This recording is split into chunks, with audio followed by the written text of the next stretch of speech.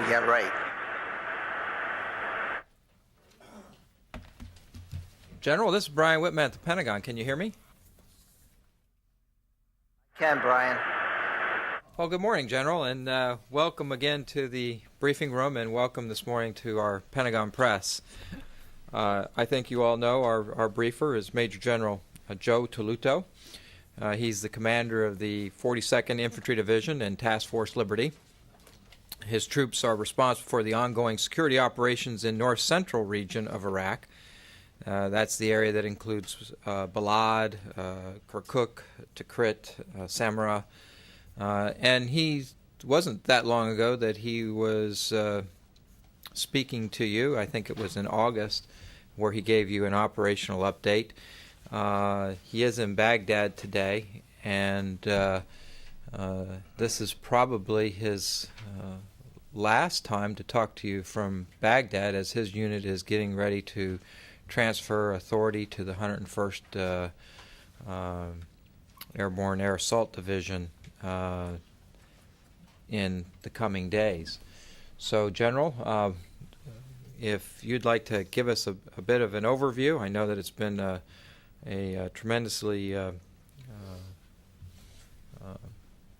successful year for your unit there, and we certainly look forward to hearing that and asking you a few questions. Okay, Brian. I don't know why you used the word probably the last from Baghdad. We are headed out, but I'm just joking. Good morning, everybody. As Brian mentioned, the 42nd Infantry Division and the most part of Task Force Liberty is about to redeploy. We have been focused forward each and every day since our mobilization some 18 months ago, and we remain looking forward to ensure the safe departure of our task force soldiers. Soon we will be able to fully reflect on what has occurred during our watch in Multinational Division North-Central. One thing we are certain of: progress in every line of operation has been realized. I frequently describe our mission in North-Central Iraq this year as one of transition. The role of the Rainbow Division Task Force in Iraq has been to protect the democratic process while building up the capabilities and sustainability of our Iraqi partners. Let me offer you some of the most significant overall areas of progress. First and foremost, substantial progress has been made in organizing, training, and equipping Iraqi security forces. In February, when we towed with the 1st Division, we had 1 division headquarters, 4 brigades, and 14 battalions. Today, we have 2 division headquarters, 5 brigades, and 18 battalions. In February, we were issuing rifles and uniforms and training troops at squad and platoon level. Today, each brigade has had 3 CPXs with their organic battalions and can conduct company and battalion level operations. In fact, they have completed some brigade level operations quite successfully. Nearly half of our operations in MND North-Central are led by or conducted only by Iraqi Army forces. They are equipped with over 85% of their organizational equipment and are working towards sustainment capabilities. I could describe to you numerous successful operations and events that the Iraqi security forces have conducted, more than our time would allow.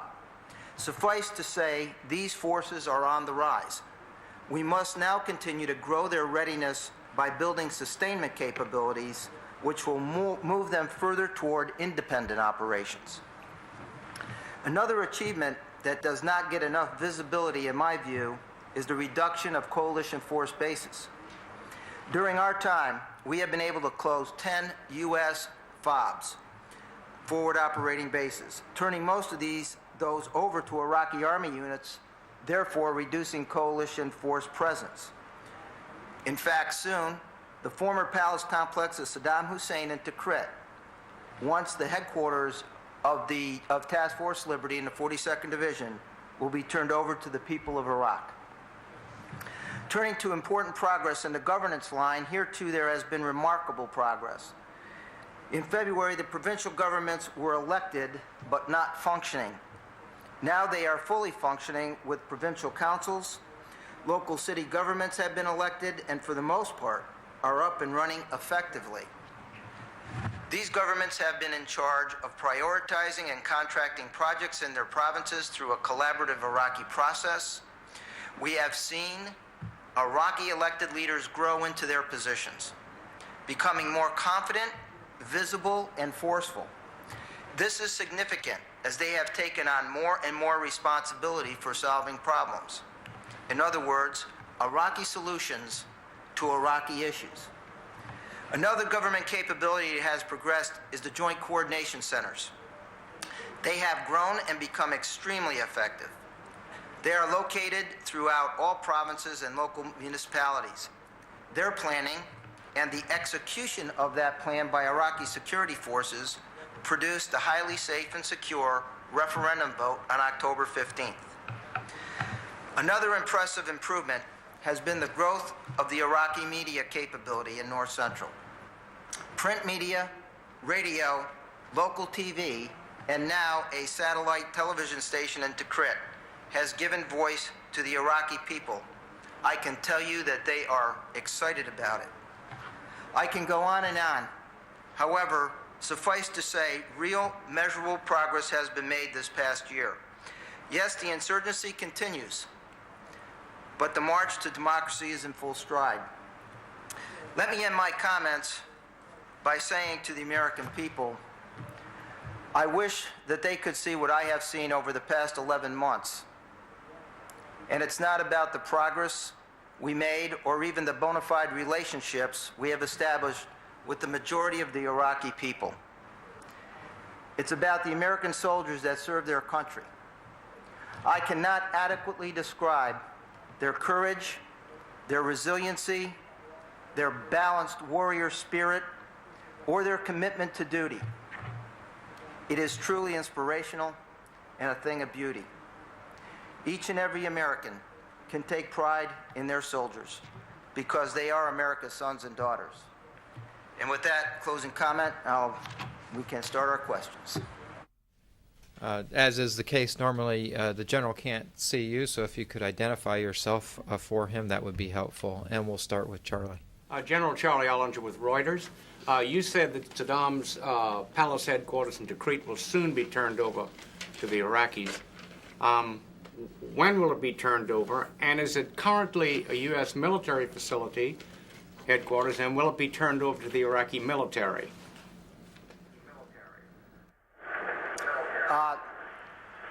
I think I got all your question there, Charlie.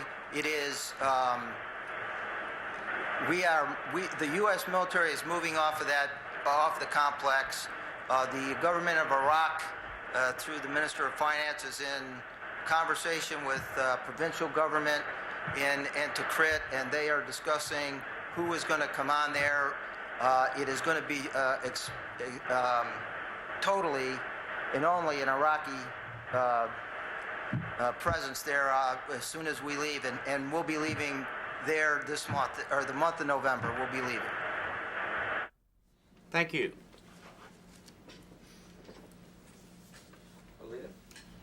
General Alita Baldor with the Associated Press. Other commanders have told us that there are problems with the Iraqi army's ability to get supplies and to have replacement parts. That's one of the things that's impeding their progress. Are you seeing that also, and is there, does that continue to be a problem? Yes, as I said in my opening statements, we now have to build the sustainment capabilities. That is not a mature system yet. There's sustainment capabilities, and so things like getting parts, repairing vehicles, the list goes on with a number of logistical sustainability issues. There are systems in place. They have to improve, and that is one of the issues that I'm sure it is being worked on now, and that is going to improve here, I think, in the near term, and especially once we get past the elections in December. I think more and more, once a permanent government is in place and the ministries are solidified, I think you're going to see more improvement in that area especially. Jim? General, this is Jim Mannion with Agence France Presse. Could you, based on your experience and what you've seen, what do you think are the prospects for a significant reduction of U.S. forces in Iraq generally, or at least in your sector, and how long will it be before the Iraqi security forces are able to control that sector entirely on their own? First part of the question, I believe the prospects are very good for coalition force presence becoming less, but we have, as I pointed out, more Iraqi Army security forces, and the police forces are also fairly robust in North Central, and things are moving along to very well there. So I think economies, can be seen there, and that's just something that our operational commanders above me will decide as they look at the total theater requirements in places like that. The second part of the question, how long before the Iraqi Army units can take over totally, it kind of goes back to that sustainment question to some extent. But we're making progress with bringing these Iraqi Army units up to a readiness level that is good enough to lead and assume operational space.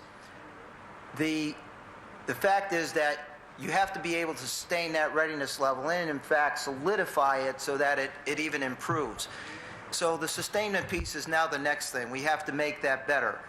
We have gotten many of these units up to speed, and many of them are functioning very well on their own, doing the counterinsurgency fight, leading most of our operations certainly in doing traffic control and moving out and doing flash and hasty TCP work.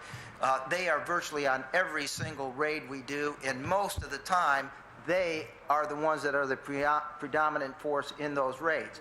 So they're getting real on-the-ground experience. Their training is moving up in levels. They're training now at company and battalion level. That's very sophisticated training up at the battalion level. They're doing brigade CPXs. We have conducted some brigade level operations. So I think, we're going to see some of these units emerge as being able to take over the lead, and it'll probably go in pieces. How long that takes, a lot of conditions are based, it's a condition-based issue. Threat in that area, particular area, how well they're able to control it, etc. General Vicki O'Hara of National Public Radio. When you say that you think that the prospects are very good for coalition forces to become, the presence to be reduced, are you speaking of North Central Iraq, or are you speaking of the country as a whole? And my second question, is it at all possible that once the elections are over that U.S. forces could be withdrawn from North Central Iraq, given the progress that you cite?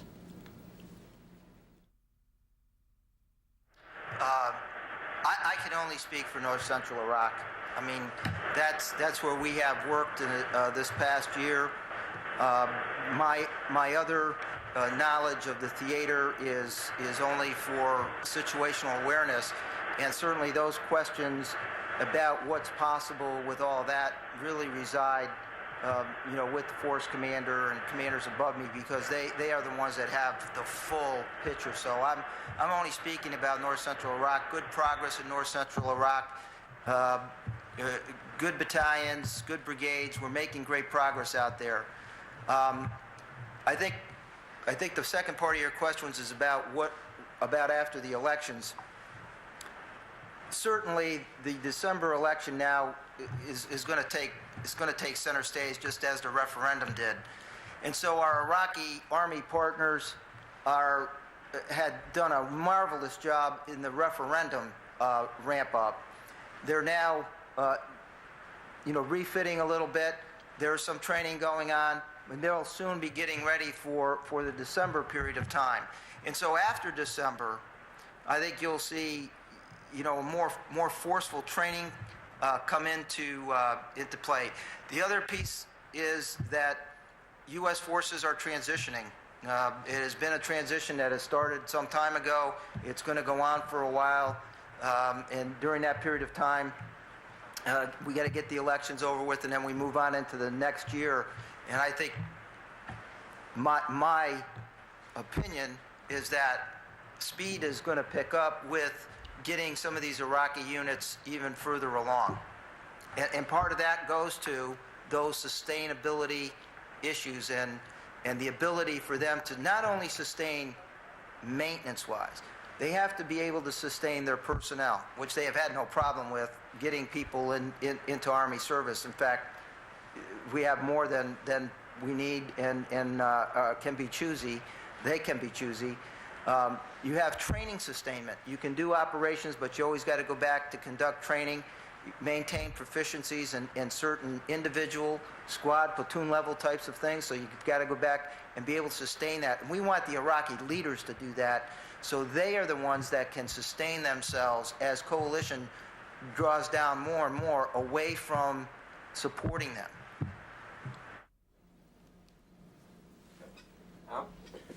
General, it's Al Pestilent, Voice of America. I want to follow up on that point and then ask a question about the Iraqi media. You mentioned the more senior generals, and they have said that they hope to begin withdrawing substantial numbers of U.S. forces sometime next year. And I wonder, now that you're talking about your successors moving to this next stage of brigade-level training and sustainment, is that a faster process than the part that you've done at the lower levels? Is that something that you can see coming to fruition sometime between the next spring and fall, let's say, when you could begin to see some reduction in U.S. troop levels? So I'm just trying to get a sense of how much work there is to do as relates to the timing. And then you mentioned that the media is developing in your area, and there have been some reports in the past about the new Iraqi media as to whether they're reliable in terms of the information that they put out, whether they're helpful in terms of nation building or just carrying rumors that are more harmful. So what's your evaluation of the new Iraqi media in your area? Okay, first part of the question, continuing on with the Iraqi Army, we're, as I said, back in February, we were at squad platoon level training, and we weren't really conducting any operations with the Iraqi Army of any substance. So that just lets you know where we were. Building competencies at platoon and then getting it to company level, that is not a, that's a fairly, and everything's relative. If I say fast process, what's fast? I mean, those are the building blocks. When you start getting into battalion level operations and brigade level operations, there are just more moving parts. It's more complex in what you're talking about doing there. And so, yes, we are now starting to look at brigades and how they can command and control, plan and execute operations on a brigade level basis. And sometime next year, they're going to definitely be able to be looked at very closely with regards to being able to start conducting brigade level operations on a continuous basis, and then it can be decided by the operational commanders whether they are to take over that particular portion of battle space, etc. So we're moving along. We're moving toward that goal. There isn't anything that's been stopping us. The training's been going fine. The operations have been going fine. again, sustainment. I keep bringing that in there because you get to a certain readiness level, and the readiness, readiness goes up and down. What the key is that on the bottom line, on the lower limit of readiness, you don't want it to fall down below an acceptable level. You want to keep it in a band of excellence, is what we call it. A top line and a bottom line. Top being right, number one, ready to go. The bottom line being the minimum acceptable readiness level that you want to be able to stay at. You have to have those sustainment programs to stay in that band of excellence, even though the readiness will move up and down in there. Without sustainment, you can have a drop-off that takes you down below acceptable levels of readiness, and then that's a problem. So you have to link the two. You're building it. You're building company, battalion, brigade, and you have to start having sustainment in those formations for them to stay up on their own and keep their readiness on their own and conduct their own operations. Second part on the media, we've been very pleased with the media process in North-Central. And we think it's very honest.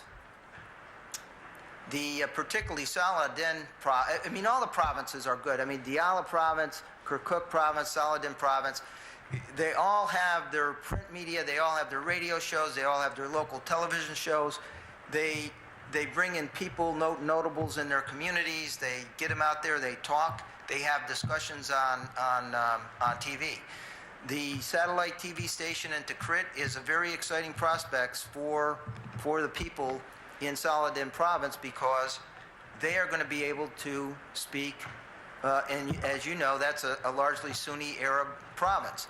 And I will tell you that their interest is in telling the real story about what's going on in Iraq, and not some of the fabrication that goes on other Arab channels. And I'm quoting Iraqis that are saying that.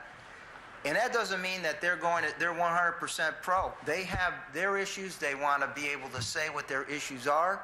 They want to be able to talk about them. And that's what's really been evolving, is that they see the media as their ability to combat this insurgency, to combat certainly the greater insurgency, which is Al-Qaeda in Iraq, and to tell their story. So I think it's on the move, and I think it's doing well. That is my personal observations. Let's go here to the back and work our way over. General, I'm Carl Osgood. I write for Executive Intelligence Review. Can you talk a little bit about what the impact of all of this progress you're reporting has been on the insurgency? How has the effectiveness of the insurgency changed over time? Because it seems from back here to be as intense as it ever was. The nature of the insurgency. It seems intense, and certainly is when you take into consideration the spectacular attacks, the V-beds, the attacks against Iraqi, the Palestine Hotel, the other kinds of things they do in cities that kill innocent people. Those catch the headlines. Certainly, IEDs are out there against our forces and against Iraqi security forces, and they are the leading casualty producer right now. But a couple things that I see. Number one, I think we're getting further division between Al-Qaeda in Iraq and the Iraqi rejectionists or Saddamists. I don't think Al-Qaeda in Iraq's message is resonating very well, and I think we're seeing, at least in North-Central, we're not seeing as much of their influence in there. I will tell you a little anecdote here. Back in June, we had a governor's conference, and in May and June in North-Central were the two biggest months of suicide bombing and the killing and taking of innocent life.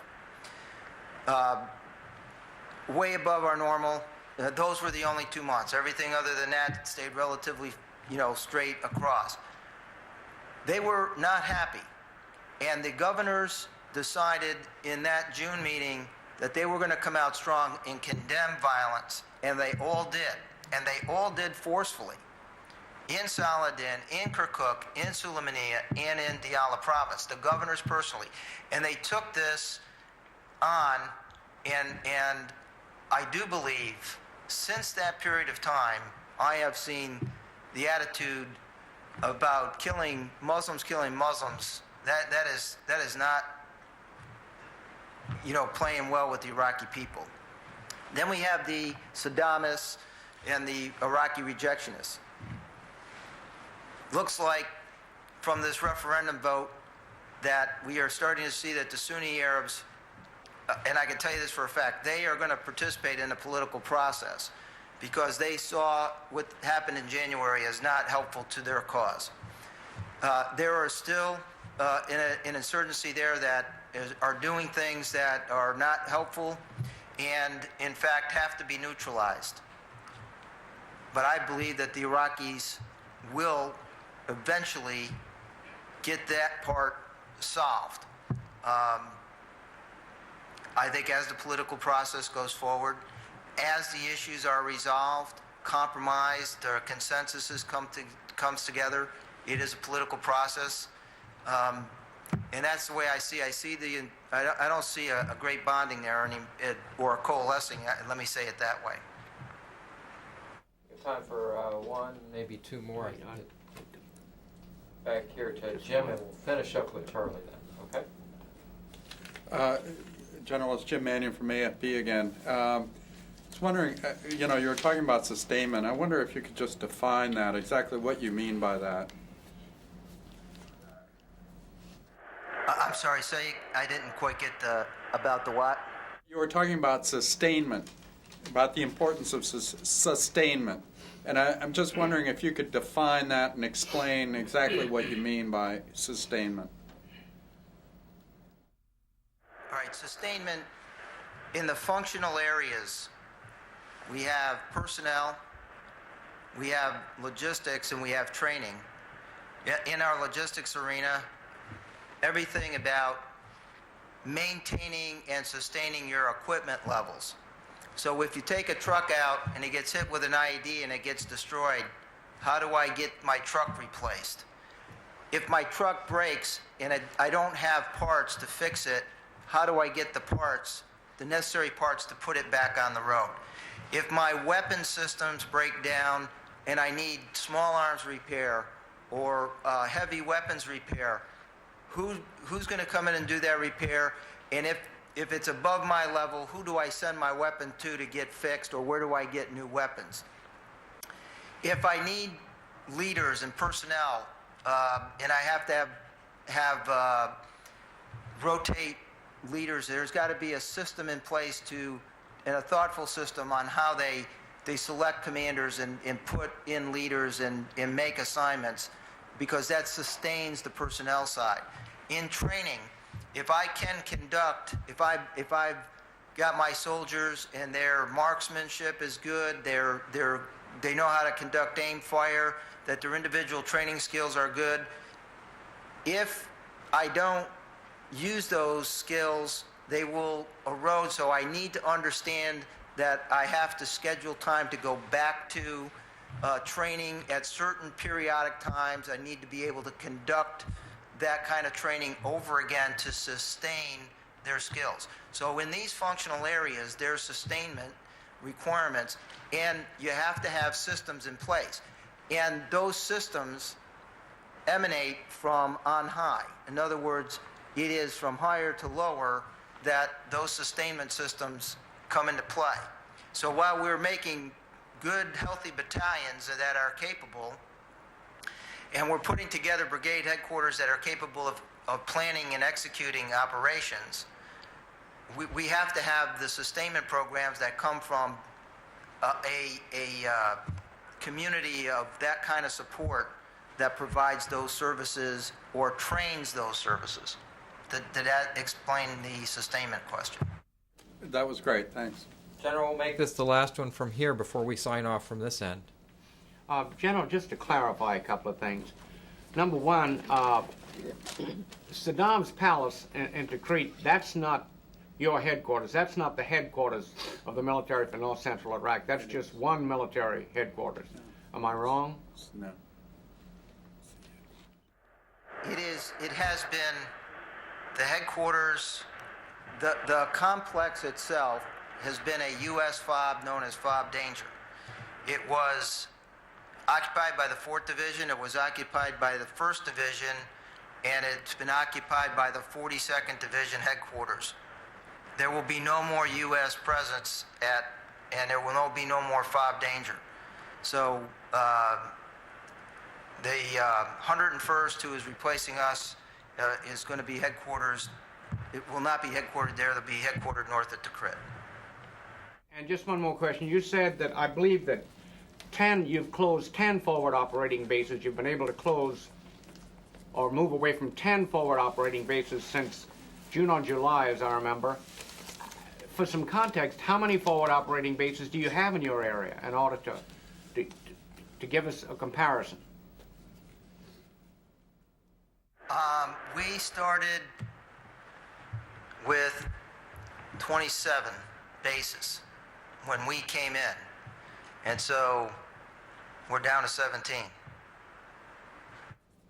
And the prospects for closing more are there as the 101st gets in and gets past the election and so on and so forth. They'll make their own assessments on where they can continue to draw down on bases.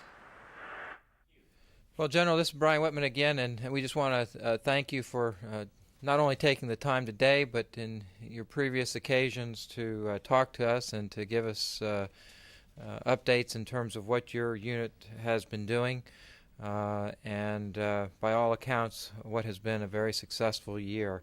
We wish you a speedy and safe redeployment, and we hope to see you back here sometime.